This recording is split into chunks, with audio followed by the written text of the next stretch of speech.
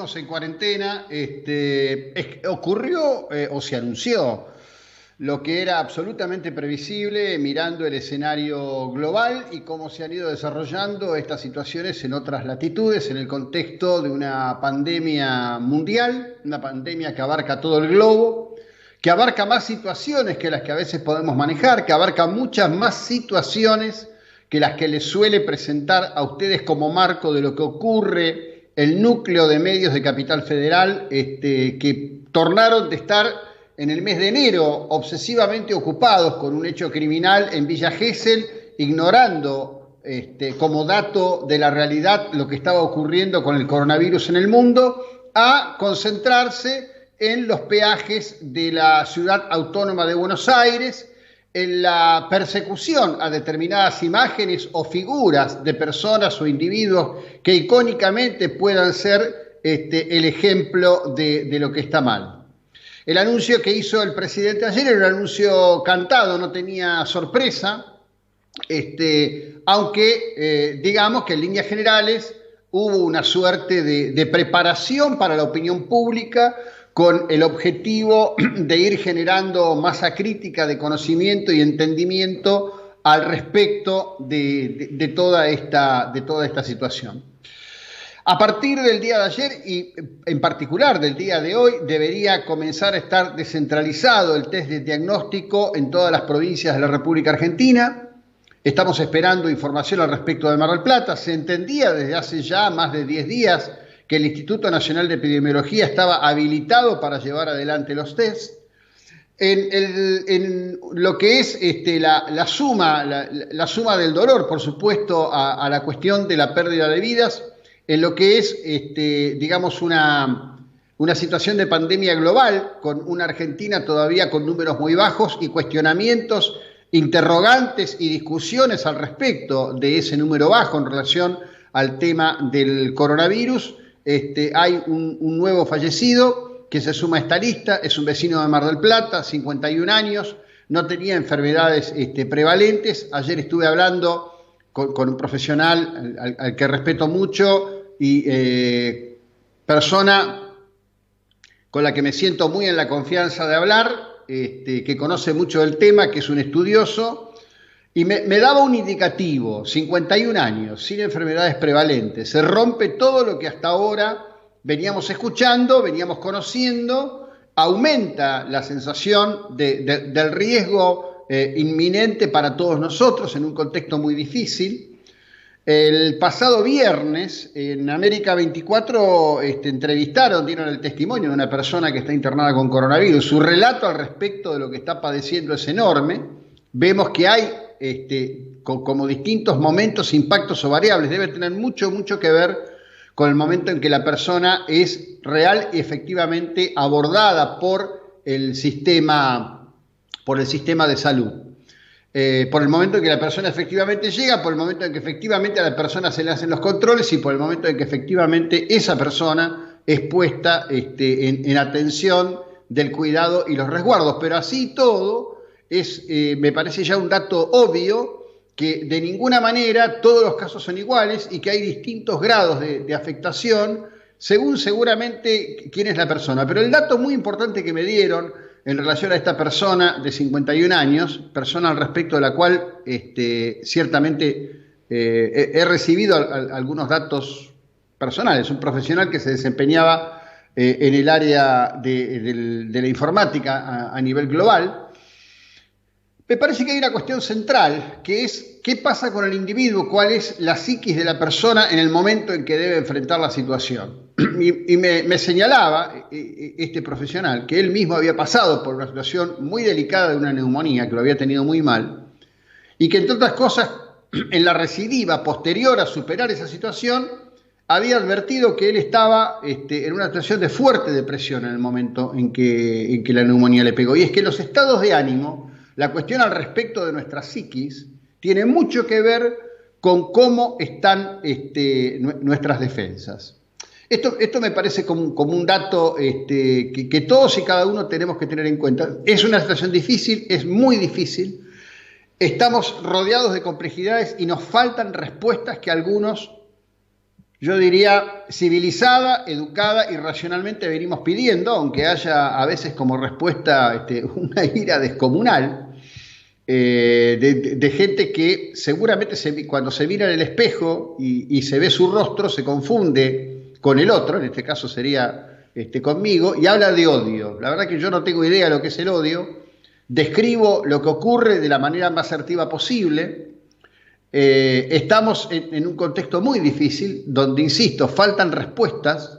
Esas respuestas tienen que ver con el marco general de lo que el Estado debe avanzar en resolver al respecto de las cuestiones de la economía y las cuestiones individuales que nos están afectando. Entiendo perfectamente, pero perfectamente, que la posición al respecto de la cuarentena tiene que ver con un grado de lógica que se ha impuesto en todo el mundo. En el día de hoy, Vladimir Putin estaría disponiendo la cuarentena absoluta en Rusia. En Inglaterra, Boris Johnson va a tener que avanzar en imponer una cuarentena absoluta. Donald Trump en Estados Unidos se niega a imponer una cuarentena en el orden federal. Además tiene problemas, digamos, desde el punto de vista de cómo es la constitución de los estados americanos para hacerlo, donde los estados tienen mucho más poder que el poder que tienen los administradores estaduales en otras naciones, y en donde además hay un marco de debate muy fuerte a nivel de la ciencia y a nivel de los entendidos con respecto de los caminos a seguir. Por supuesto que durante todo el fin de semana se ha dicho con mucha intensidad que el gobierno argentino ha reaccionado apropiadamente, que la posición del gobierno argentino al dictar rápidamente la cuarentena y extenderla hasta el final de Semana Santa es una decisión apropiada. En un mensaje que fue grabado, el presidente ayer habló de guerra contra un enemigo invisible, pidió que los barrios humildes cumplan el aislamiento, y acá viene lo que me parece a mí que es un tip muy importante. Fuera de la comunicación, a ver, lo voy a poner en estos términos, la comunicación en líneas generales mesurada del presidente, en líneas generales mesurada, salvo cuando entra en esos exabruptos que están muy en la matriz, muy en el ADN del discurso del peronismo, cuando habla de los miserables, cuando les dice, bueno, muchachos, van a tener que ganar menos. En la Argentina, en los últimos 12 años, nadie ha ganado mucho, salvo algunos sectores salvo algunos sectores muy específicos. Por ejemplo, no tengo ninguna duda que muchos de los compañeros de ruta del gobierno de Néstor y de Cristina, en particular, por ejemplo, el señor Sigman de la industria farmacéutica ha ganado mucho dinero, no tengo ninguna duda que ha ganado muchísimo dinero. En particular, sectores vinculados al desarrollo financiero, no tengo ninguna duda que han ganado muchísimo dinero. Pero en líneas generales el argentino de a pie no ha ganado muchísimo dinero, e inclusive grupos operativos muy importantes, estructuralmente muy importantes, han tenido serios problemas. Muy serios problemas. La frase, de todo lo que dijo el presidente ayer, la frase, muchachos, les toca la hora de ganar menos. ¿No podemos en semejante crisis dejar a alguien sin trabajo? Acá no se trata de perder, sino de ganar menos. Le cabe a muy pocos. Es probable que la frase le quepa a Agostino Roca, el líder del grupo Techín, pero ¿qué se le puede decir, por ejemplo, a los operadores de los sistemas de transporte? ¿Qué se le puede decir, por ejemplo, a los operadores de todo el sistema económico que tiene que ver con el negocio de cercanía? ¿Qué se le puede decir a aquellos que están mirando y viendo la posición de su estructura de capital? El gobierno está dando medidas tibias, el gobierno tiene que dar medidas de un marco mucho más amplio, un marco mucho más potente. Voy a poner esto en el mismo marco en el que lo he desarrollado en todos estos días. En principio, la Unión Europea está debatiendo una ayuda extraordinaria. ¿Ahí hay acuerdo? No, no hay acuerdo. Hay diferencias muy profundas entre Angela Merkel, los premier de los países nórdicos y fundamentalmente España y Francia, que están pidiendo, junto con Italia en un rango menor quizás, lo que ya llaman coronabonos, es decir, lanzar un bono de características globales para el marco de la Unión Europea que dé un instrumento para la absorción de la pérdida de los bancos centrales, los sectores privados, es decir, una especie de pagaremos alguna vez a 30 años, 40 años, 50 años, un tema que aquí hemos hablado, y de esa manera, digamos, poder empezar a resolver la economía. Angela Merkel se opuso terminantemente. La información que publican los medios europeos dicen que la discusión entre Merkel y el premier Sánchez, el premier español, terminó literalmente a los gritos. Con Angela Merkel estaban todos ellos en una reunión en videoconferencia. No sé si usaban Zoom, que es esta plataforma que hoy está tan en boga, que permite, digamos, reuniones multitudinarias a través de la conectividad, pero que Merkel se levantó y dijo algo así como, bueno, esta discusión se ha terminado. Lo que pasa es que Alemania, una vez más, tiene una posición distinta. El gran secreto de Alemania es que el sistema hospitalario, médico del país germano tiene 20.000 respiradores instalados. 20.000 respiradores instalados. Cuando comenzó esta crisis, Italia tenía menos de 4.000 y habría que preguntarse cuántos de esos estaban realmente operativos. ¿Cuántos de esos no estaban en realidad siendo usados para personas que ya estaban en internación con algún otro tipo de situación o dolencia? También al respecto del marco, del nivel de impacto, de fallecimiento, hay mucha discusión. Algo de eso nosotros lo hemos expuesto aquí y lo vamos a seguir exponiendo porque es una responsabilidad periodística, es una responsabilidad como comunidad poder llevar adelante esta cuestión. A ver, en principio de las cosas que fuimos planteando y fuimos colocando en atención de ustedes. El día 24 de enero lo entrevisté al doctor Gonzalo Corral, infectólogo de la 25 de mayo, infectólogo que también desarrolla tareas en el Hospital Internacional General de Agudos, una persona muy reconocida en Mar del Plata.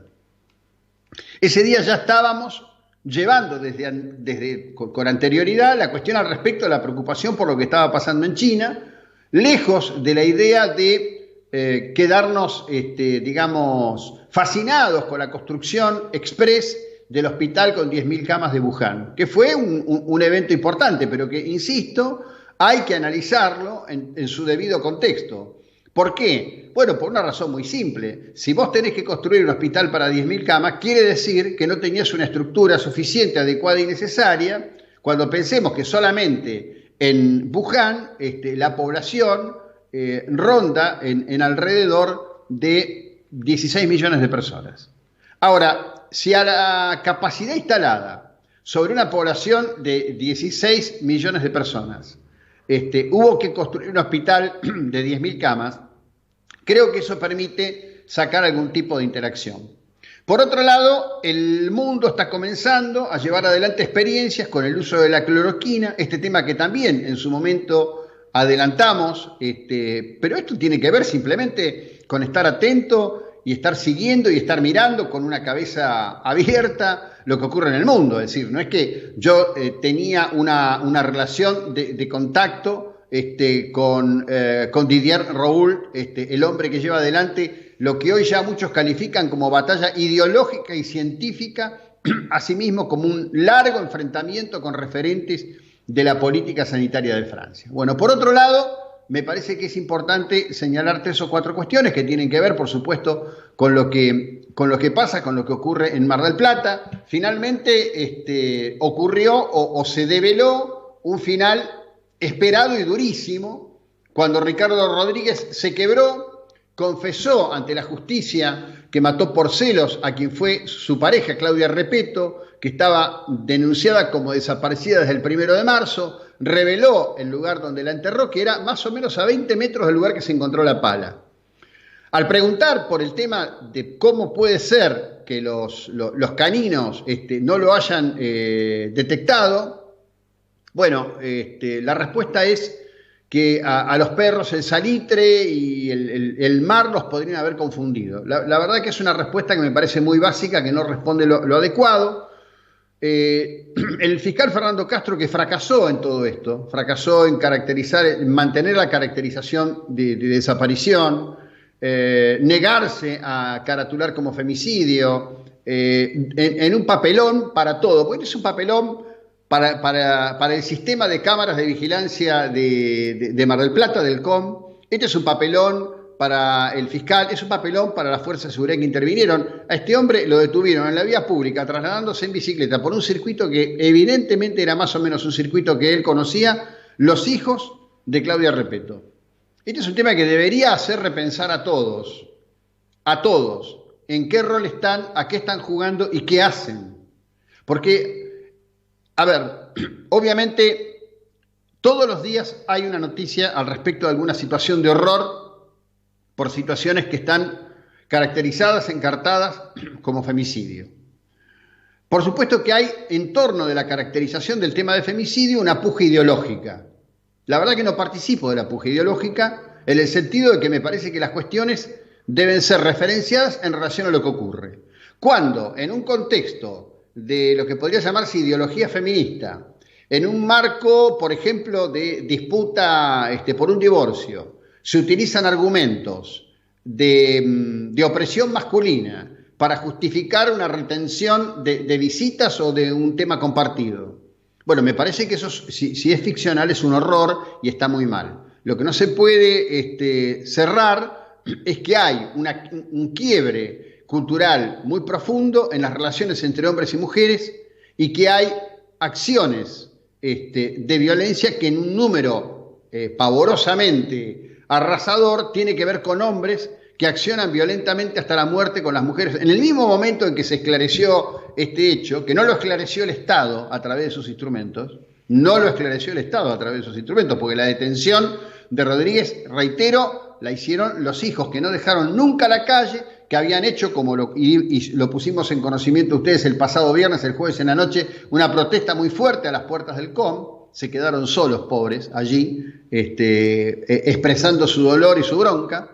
Y además, voy a decirlo en tono de expresión pública, no creo así en el tema, no voy a denunciarlo, en el tema de expresión pública. El maltrato que le ha dado el fiscal Fernando Castro a la doctora Natalia Agüero es realmente digno de apertura de un expediente y una sanción muy fuerte. Para un tipo que lo único que hace es rascarse las partes esperando que le llegue la fecha para jubilarse y gozar de una muy buena jubilación del Estado de la provincia de Buenos Aires. La agenda es inmensa, la sigo desarrollando después de este breve corte. Estamos en la 99.9, estamos en esta mañana de este día 30 de marzo de 2020. En este momento el cielo está parcial. Qué loco fue ayer, ¿no? Llovió mucho, después salió el sol.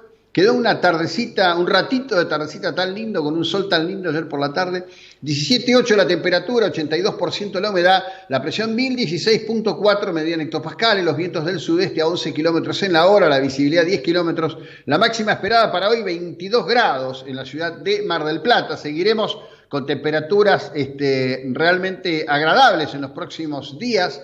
Hay para hoy pronóstico de lluvias aisladas y probabilidad de tormentas aisladas tanto en la tarde como en la noche. Para mañana martes 22 grados y también lluvias aisladas en la madrugada y durante el resto de la jornada. Un escenario climático cambiante, bastante variopinto. Ambirox Rodríguez dice un saludo, gente saluda a través de nuestro Facebook. Me parece divertido y maravilloso. Ya continuamos.